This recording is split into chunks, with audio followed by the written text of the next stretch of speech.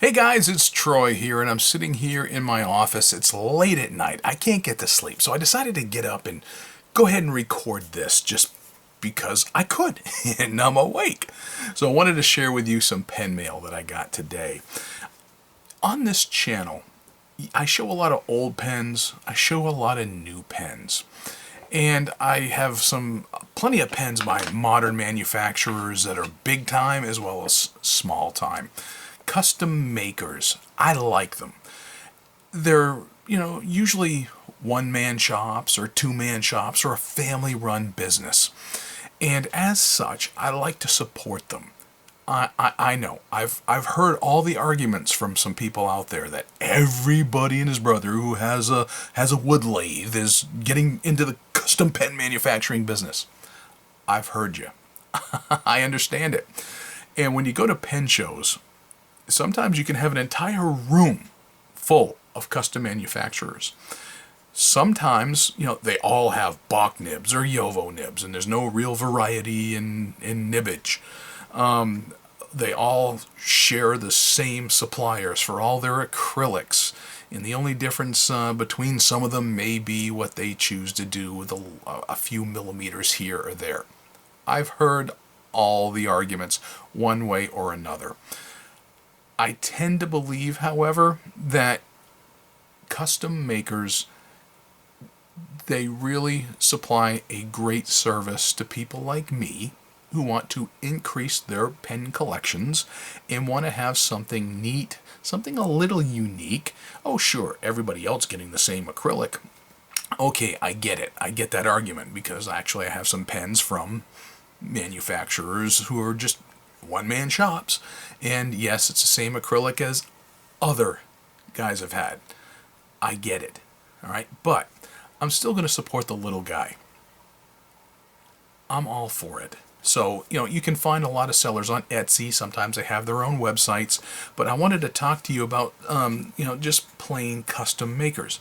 You've seen on my channel where I've shared about Jim Hines or Mike Green or Sean Newton, Wood Wonders of North Carolina, Birmingham Pens, Barry Gross. And there's a couple of others that I know that I've dealt with that I'm not about to dig out the names of because I just can't remember them all. But here's somebody I shared before, Little Pen Designs. They're based out of Raleigh, North Carolina, which from where I sit is about 40 miles, 35 to 40 miles, depending upon what part of Raleigh. When I first moved to North Carolina, way back in 1988, I lived smack in North Raleigh. I used to go to church in the neighborhood where this pen manufacturer is from, okay? Joe Little at Little Pen Designs. I used to see him at pen shows all the time. Used to see him at the Raleigh show and at the DC show. In 2023, however, I didn't get a chance to see him at either show. So, go figure. But, Joe, yes, he's a small-time custom maker. But I like a lot of the stuff he comes out with. So, I follow his Etsy shop. I follow him on Instagram. And every once in a while, he comes up with something that I go, that kind of intrigues me. I shared with you a little while ago about this particular pen, a giraffe pen. It's his Vista model. So, I got a pretty decent price on it, I thought. So I went ahead and snatched it up, added it to my collection. Matthew, my son, liked it enough that he wanted to order a giraffe pen from Mike Green. So he had one in blue. We did a video about that some time ago. I like the pen. Well, I did it again just recently. Joe was having a fountain pen day sale. So I figured, why not? So this arrived in the mail just today as I'm recording this.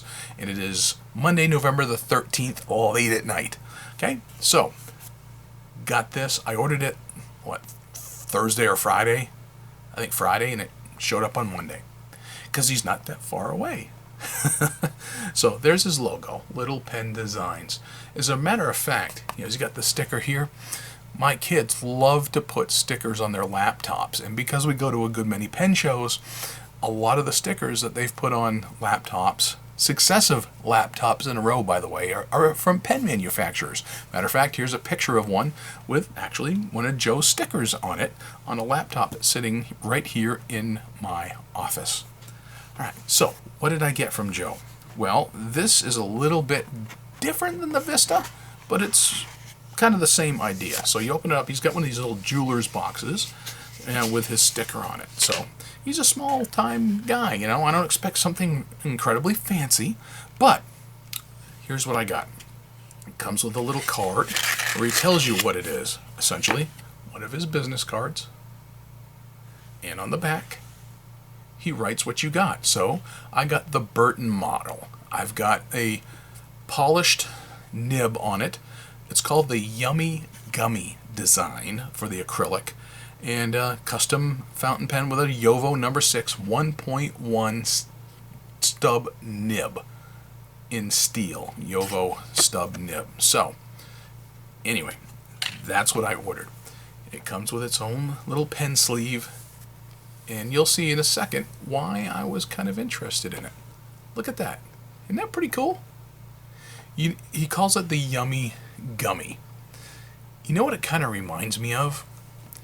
Do you remember the candy maybe when you were a little kid, and they're still available today, Chuckles, or those fruit slices that you can order by the bag that you may see especially towards the fall that are out there, and you see them at all kinds of stores. Well, that's what it kind of reminded me of. So I said, you know what? For like a 30% off sale that was going on, let's go ahead and order it. So this is the Burton model. This is the Vista model. You can tell there's a little bit of a size difference between the two. Girthiness, they're fairly close. And you can tell that, let's see, there's a little difference maybe in the cap, slightly on the cap design, a little girthier on the cap maybe. So, two different models. It is a screw top. There is no clip on it. So approximately 2 turns to open it up. And he's got the polished steel Yovo 1.1 stub nib. And you can see it's a blank. Nothing inscribed on that nib. No design on it, which is fine. Plain old nice acrylic.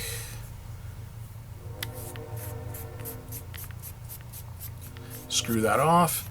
And you've got the Schmidt K5 kind of converter that goes in it. And you can use standard international cartridges if you want. But this does come out. It is a friction fit. So, you know, it's a really cool looking, I thought. Kind of, you can see the translucence of this thing as you put the converter in. You see that? Translucent and clear enough that you can see that.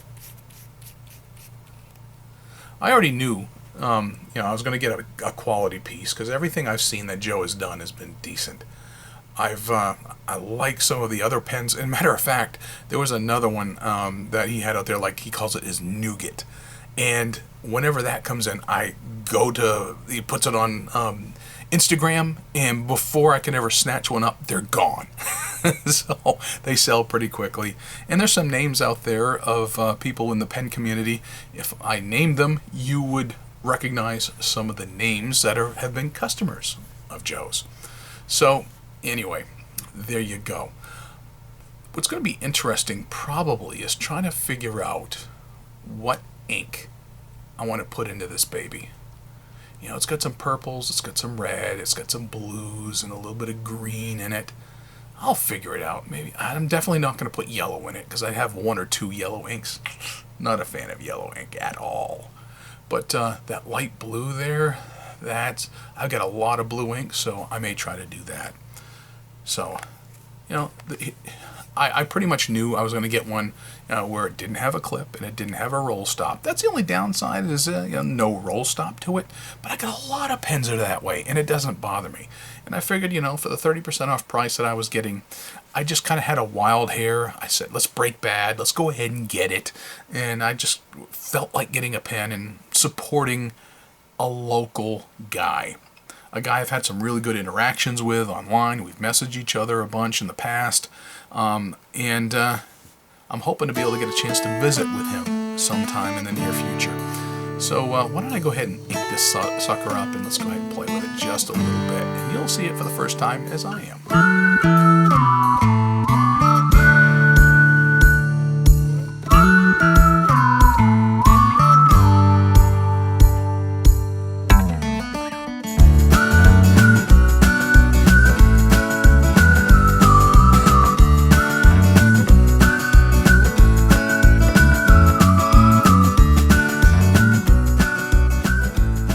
So I've inked up this Burton model, the Yummy Gummy, and what I decided to pick was this particular ink, and on purpose. It's by Papier Plume.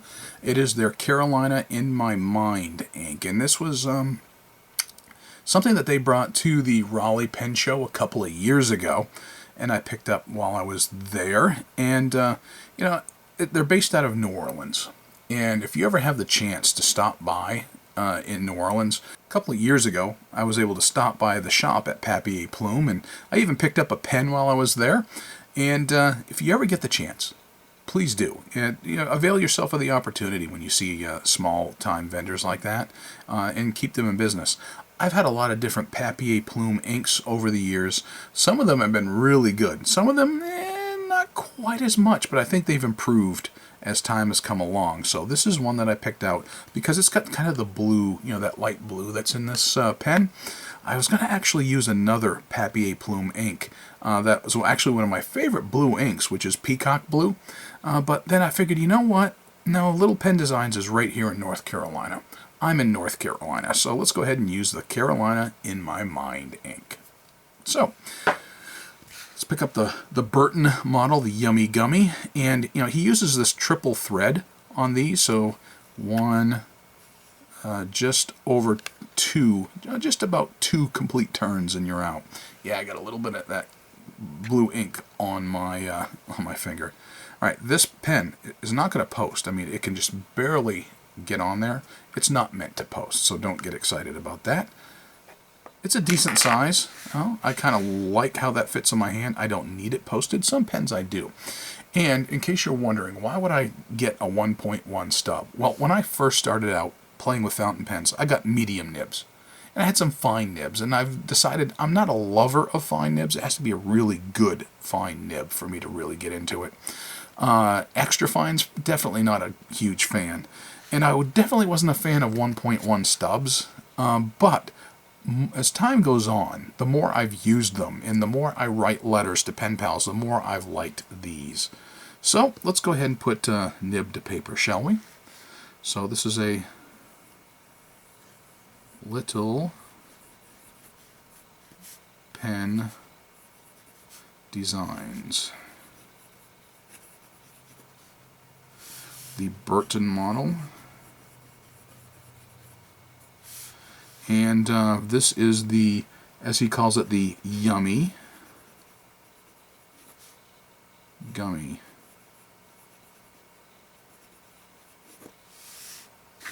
And this stub is actually fairly decent writing stub nib. I'm fairly happy with it so far. I've come to really appreciate how my handwriting looks with a 1.1 stub. I like it better. I like the way it flows better, and I've just been ordering more and more 1.1 stub nibs, both in Bach and in Yovo, and I'm just happier, I think, with. Now granted, you get a much wider line than you would with a medium nib or a fine nib, but when I'm writing letters, I tend to like how it looks. It's just a personal preference. I tend to like how they write.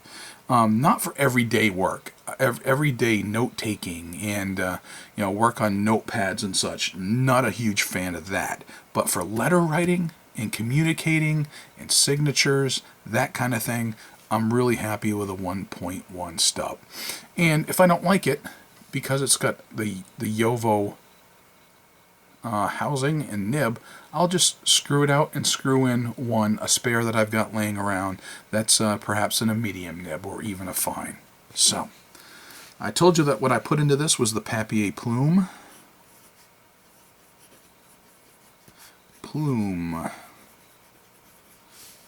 Carolina, in my mind. You know, I thought the James Taylor song was On My Mind, but go figure. So anyway, fairly smooth. Little bit wet on this Rhodia dot pad. And like I told you, it was a 1.1 stub.